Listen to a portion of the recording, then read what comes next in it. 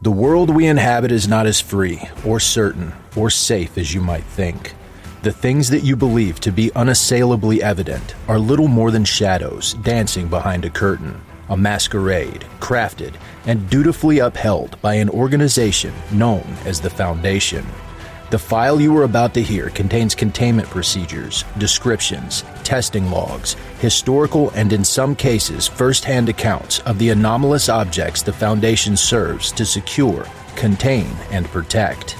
Its contents have been thoroughly scrutinized by the Ethics Committee and approved by the O5 Council for release to trusted associates of the Foundation. This is SCP Unredacted.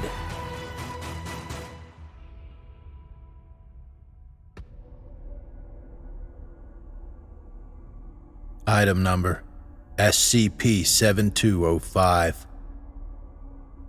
Special Containment Procedures.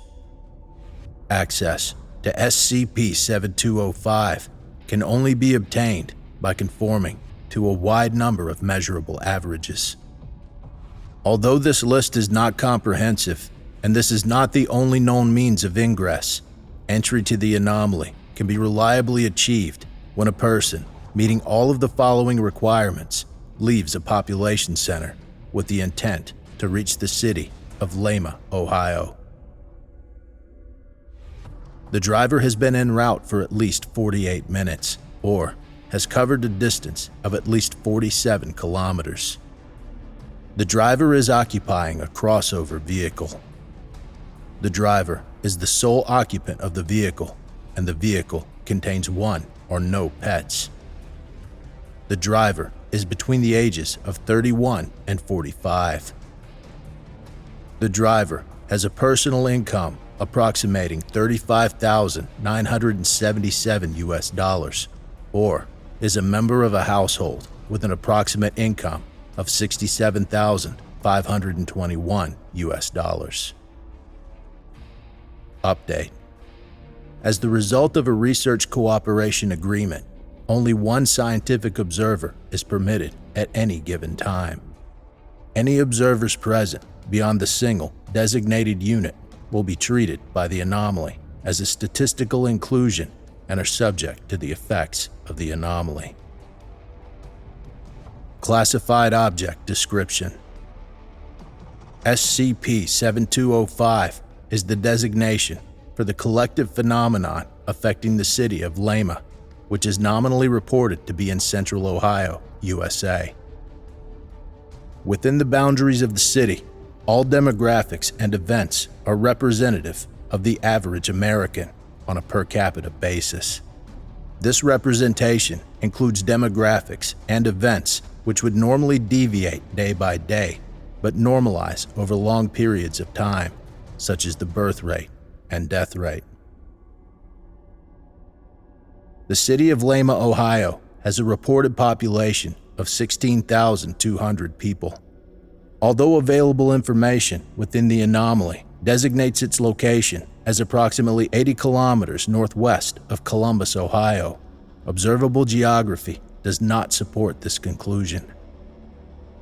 The city limits encompasses approximately 200 square kilometers and is bordered by a mountain range, a desert, a large body of salt water, a river, a region of rolling plains, a deciduous forest, and a salt flat. The specific direction in which these geographic features are located is variable, as well as their location relative to other geographic features. SCP-7205-1 is the designation for a probability engine located in the geographic center of the anomaly. This object is composed of a polished black stone and resembles a railroad spike, approximately 8 meters in height. The engine produces a significant amount of ontokinetic radiation, which is believed to be responsible for the edits to local space-time. These edits include changes to the personal history and physiology of residents in order to conform to expected statistical models, but has, so far, not extended beyond the boundaries of the anomaly. Transition into and out of the anomaly is closely regulated by an armed security force which reports to a central statistical command. This command office is located within City Hall and is not accessible to the public. Addendum 1. Discovery.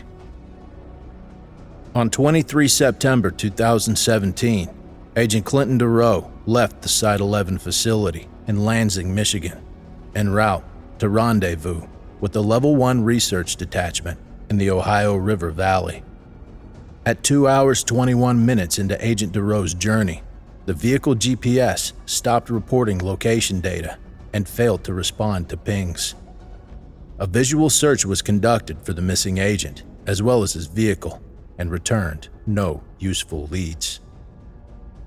On 15 May 2022, almost 5 years after his disappearance, Agent Doreau and his vehicle began transmitting their location from a truck stop near White Sands, New Mexico. Contact was made, and the agent and his vehicle were retrieved. The following is the debriefing interview with Agent Doreau. Access interview log. Ready when you are, Agent Doreau. All right. Are we good to go? If I have to start this over a third time, I won't be a happy camper. I promise. Fresh batteries this time. Okay. My name is Clinton Doreau. I'm a field investigator stationed at Site 11. I stumbled upon what is provisionally designated as SCP-7205 quite some time ago. Well, I'm here to report on that, I guess. And we picked you up at White Sands National Park, some 1,600 miles from your last known location, almost 5 years later. Yep. That sounds about right. Why don't you fill me in on the details of how you got from A to B? Ohio has a funny way of doing that to a person. Doing what exactly? Never mind. Bad joke. The day I left is still very clear to me. I departed Site 11 a little after 08:30. Thermos of coffee, tunes, overnight bag with 2 sets of work clothes, 2 sets of casuals, toiletries, very little else. I was driving a Chevy Tahoe from the facility's vehicle bay. And as far as I know, it was an otherwise normal car. No weird features or experimental gadgets other than the antenna for the data link. Somewhere around Toledo, I just kind of wasn't in Ohio anymore. Is there a moment you can distinctly point to when you realized something was wrong? Yeah, these cliffs. Big, rocky cliffs with high-rise apartment buildings on them. I wasn't on the main highway. I came around this bend in the road out of a little forested valley, and as soon as the trees cleared, all that stuff was just there. 10 or 12-story high-rise apartment buildings up on some kind of seaside cliffs. I must have been an easy 100 miles from Lake Erie at that point, though. Almost literally in the middle of nowhere. And then, hey, high-rise on seaside cliffs. Presumably you stopped for some investigation. Not originally. I mean, yes, but I just needed gas. I pulled in at a roadside station and topped up. Old guy behind the counter kept giving me funny looks and eyeballing the vehicle. That's probably just hindsight talking.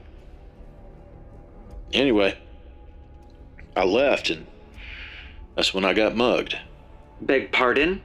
Yeah, I was mugged at gunpoint. 2 men met me outside the gas station standing near the vehicle. They were wearing some kind of security uniforms with vests over top. They had badges that said CSC in gold embroidery. Is this the Central Statistical Command from your report? That's the one. The first guy hit me. Cold caught me right in the eye. I fell down pretty hard and they took my wallet, but they didn't take the money out. And then I heard them saying something to each other. It was all pretty fuzzy because of the shot in the head, but I'm certain it was something to the effect of, might as well double up, we're due on both. After that, they helped me to my feet, helped me brace against the wall, and shot me in the shoulder at point blank range. That would be the point where I passed out. Mugged and shot by the local security? Did they know you were Foundation? No, there's no way they could have. I woke up hours later in a hospital. Surgery already done and apparently stable. From there, I was allowed to recover and then assigned a temporary apartment while a job was arranged. Why did you ask them for a job? I didn't.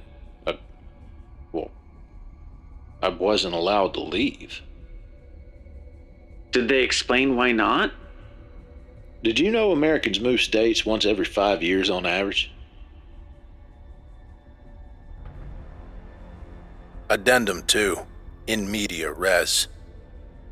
After the recovery of Agent Doreau, a task force was dispatched to further investigate activity within the anomaly. Despite extensive reconciliation with available GPS data, as well as an exhaustive physical search, resources were unable to locate the city of Lima, Ohio. A second task force wave was dispatched, attempting to more closely mirror the circumstances under which Agent Doreau went missing, patrolling the upper Ohio River Valley in teams of 2 and 4 agents. After 3 days, resources were unable to locate the city of Lima, Ohio. Containment specialists assigned to the investigation made a recommendation to assign task force agents to other priorities and conduct the search using less qualified employees with fewer specialized skills.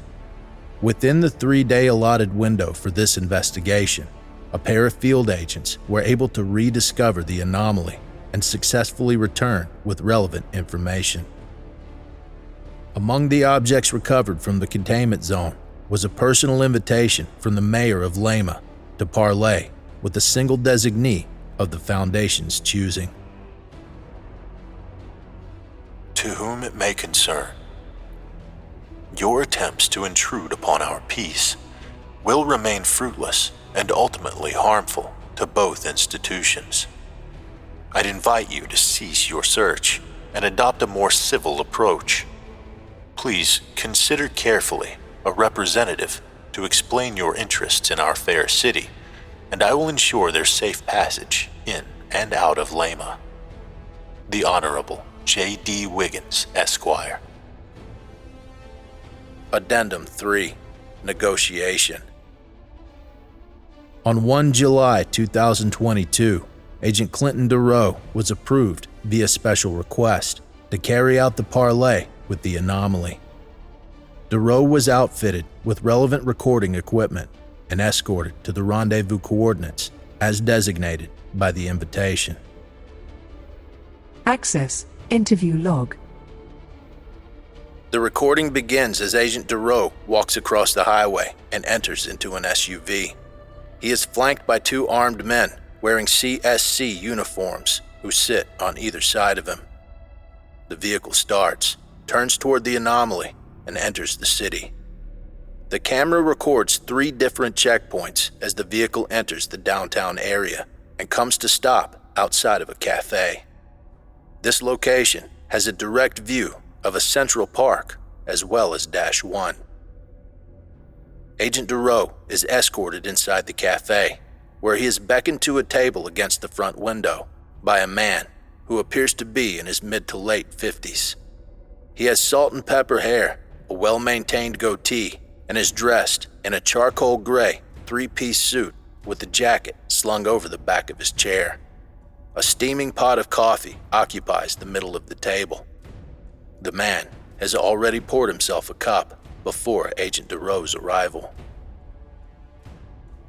Well, Mr. Wiggins, invitation received, and here I am. We meet again. I must say I'm pleasantly surprised that it's your face I get to see here across this table. And please, you know that just JD is fine. Obviously, this place and I have a unique relationship. I'm not sure unfinished business is the right set of words to use, but it's not far off. I can appreciate that. Please go ahead and pour yourself some coffee. Can I order you something to eat? That question actually doesn't make any sense. This isn't a time people normally eat.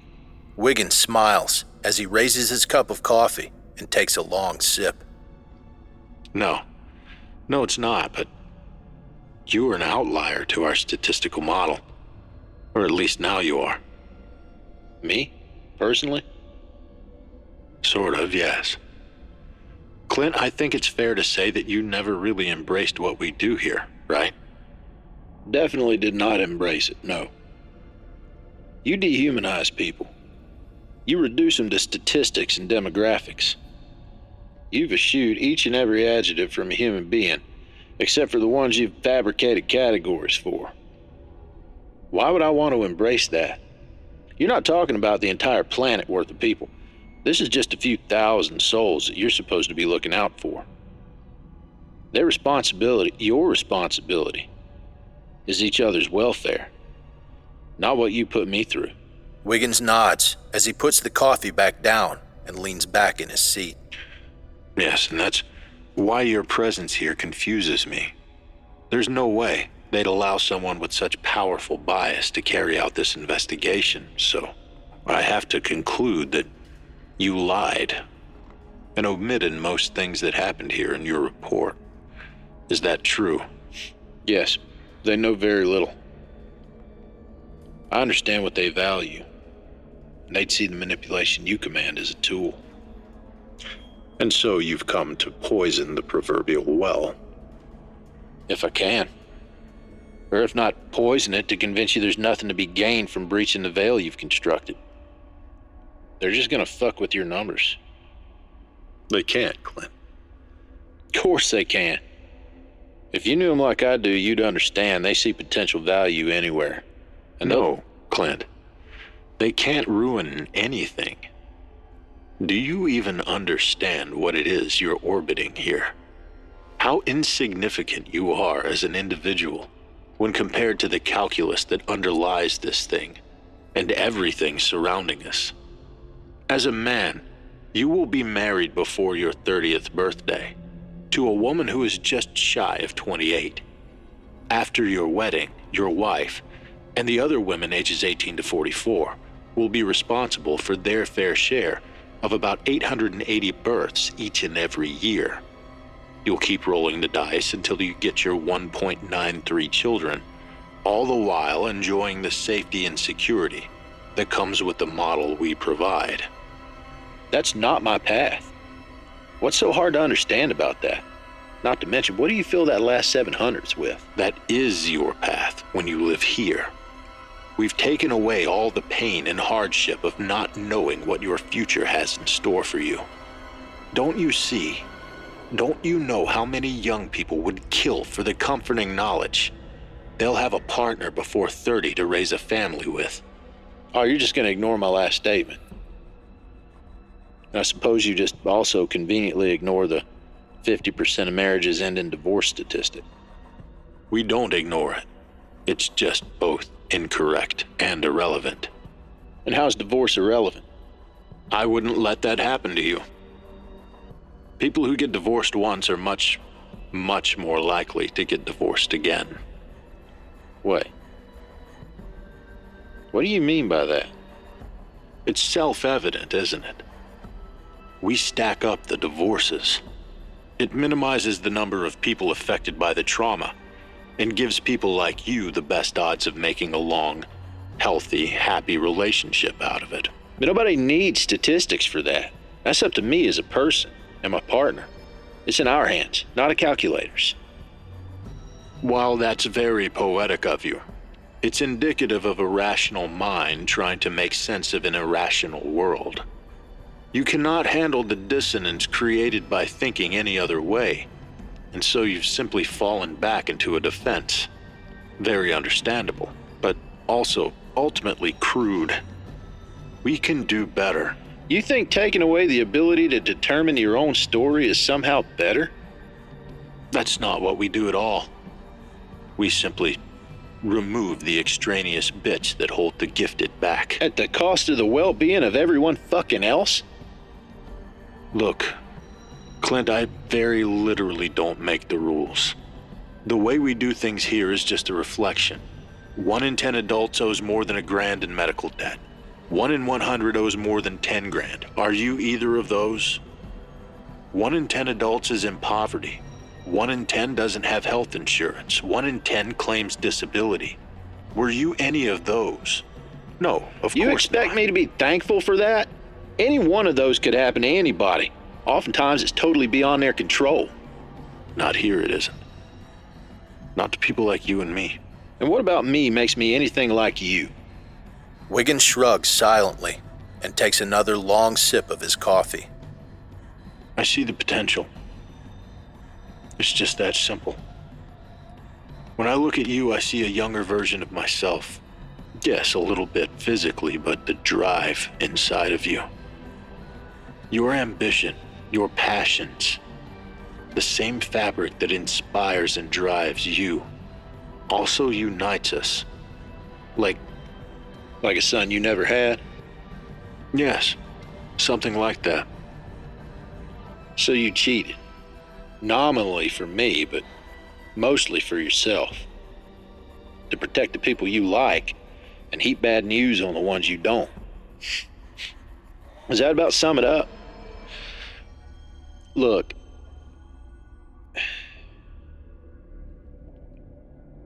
it's not that I'm not grateful for the good things that have happened to me, but enjoying the fruits of good things that come at the direct expense of another person's suffering, that's evil. By definition, that's evil. Do you not see that? These things happen in our world each and every day, Clint. The population of Lima is such that every 5 years there will be a homicide. This year, 16 people will be robbed. 40 people will be the victim of aggravated assault. 75 will be the victim of burglary. And 38 vehicles will be stolen. That's going to happen. Not by my doing or my compulsion, but because of human nature and the immorality that surrounds us. Am I evil for making that affect as few people as possible? For that, no. But you choose someone, and you decide that they have to suffer. Chips fall where they may. At least random chance has a clear conscience. But you sit here in a 3-piece suit casually telling me that you've rigged the entire thing. And you don't lose a wink of sleep over it. Random chance isn't a person. It doesn't have a conscience. The universe doesn't care about you, Clint. It can't. But I can. And I do. If that's the price, then I wish you didn't. You're one of the lucky ones, Clint. It's easy to sling statements like that for moral high ground when you don't know what the muck is like. You're made for something else, something greater. Something that can only come from the advantages our model offers. I thought I had everything here in Lima. But you opened my eyes to show me it was a lie. I thought that was bad enough. To have the realization and feel the joy of 5 years of accomplishments turn to ashes in my mouth. But you tore my heart out all over again when you chose to take it from me. To deport me. Emily, both my daughters, our house, our neighborhood, my job, my friends, my life. We were just a statistic to you.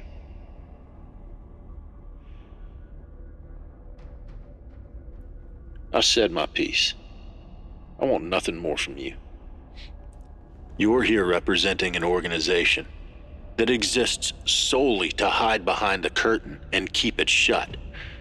Yet out of the other side of your mouth, you besmirch the fact that I let you see behind this one.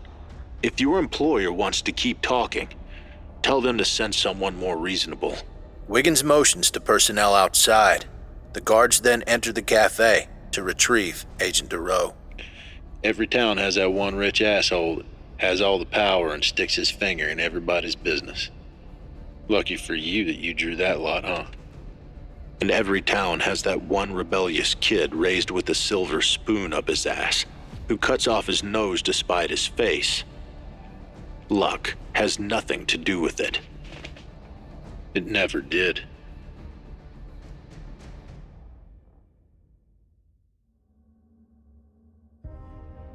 Thank you for listening. If you like what you hear, join my Discord community, hire me on Fiverr, or help support me by becoming a patron for as little as $3 a month. Regardless of tier, all patrons get early access to every single episode. The links are in the description. I don't have the talent it takes to write a skip. All I do is read. Original authors make this podcast possible, so credit to the original author. Their link's in the description. Show them some love as well. Consider becoming a member of the SCP Wiki.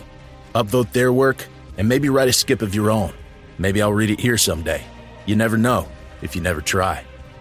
The content of this podcast and content relating to the SCP Foundation, including the SCP Foundation logo, is licensed under Creative Commons Sharealike 3.0, and all concepts originate from scpwiki.com and its authors.